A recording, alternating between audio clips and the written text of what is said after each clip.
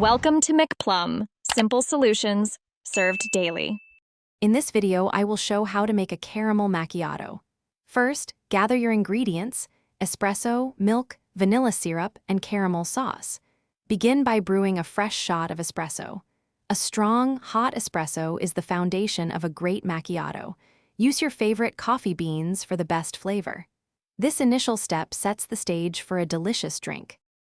Next, add 1 to 2 pumps of vanilla syrup to the bottom of your serving cup. The vanilla provides a sweet base for the drink. Then, steam your milk until it is hot and has a nice, creamy texture. You want a thin layer of microfoam, not large bubbles. Whole milk works best for a rich, velvety consistency. Hey everyone, if you're enjoying this video, please hit that subscribe button and give us a like. Quick recommendation.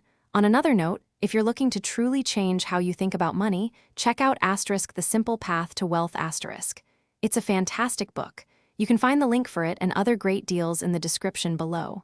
Now, let's get back to the video. Now, it's time to build those beautiful layers. Carefully pour the steamed milk over the vanilla syrup in your cup. The vanilla will mix with the milk. Then, slowly pour your hot espresso shot right into the center of the milk. This creates the signature layered look of a caramel macchiato, with the espresso floating on top. Finally, for the iconic finish, drizzle caramel sauce generously over the top of your espresso layer. You can create a beautiful crosshatch pattern or just a simple swirl. This adds both flavor and visual appeal. Your homemade caramel macchiato is now complete and ready to be enjoyed. It's a perfect treat for any time of day. Thanks for watching. Stay juicy and subscribe.